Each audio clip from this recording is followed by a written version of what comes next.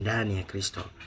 Kwa kusudi ya mwanadamu ndani ya Kristo, mwanadamu ana kusudi kubwa sana maalum ambayo Mungu anapokuwa ndani ya Kristo, mwanadamu huyo inabidi awe nalo hilo kusudi, au inabidi atembee katika hilo kusudi, kwa sababu ni kusudi ambalo tayari kila mwanadamu anapokuwa ndani ya Kristo, hilo kusudi automatically linakuwepo ndani yake, au linamuunganisha yeye apate kuwa na ile kusudi, au linamfanya awe nalo hilo kusudi. Kwa hiyo kusudi la mwanadamu ndani ya Kristo, hilo jambo la 6 tutasoma katika kitabu cha Waefeso.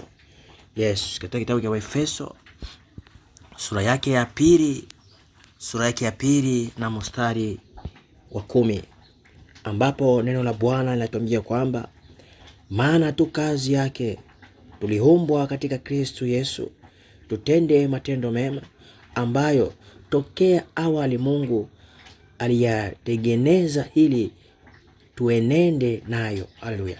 Kwa hiyo kumbe kila mwanadamu anapozaliwa au anapoumbwa au mwanadamu anapokuwa ndani ya Kristo, haleluya, inabidi aishi katika lile kusudi. Andiko hili linakuelewesha vizuri, maana tu kazi yake. Maana kwamba sisi ni kazi ya nani? Ni kazi ya Kristo. Tuliumbwa katika Kristo. Maana kwamba wewe umeumbwa katika Kristo. Tumeumbwa katika Kristo. Haleluya. Kwa hiyo umeumbwa katika Kristo ili ufanyaje? Ili utende matendo mema. Baada ya kuumbwa katika Kristo ni ili utende nini? Matendo mema. Haleluya. Ambayo tokea awali, maana kwamba tokea mwanzo Mungu aliyatengeneza, aliyakusudia ili ufanyaje? Uenende nayo.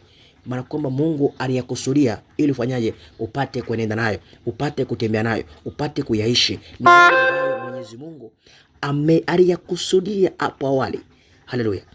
Maana kwamba mambo tunayoyaishi au tunaotembea nayo sasa hivi ni mambo ambayo tayari yalikuwa yameshatengenezwa, yameshaandaliwa ili wewe unapokuja katika mfumo wa kiungu uishi hayo mambo.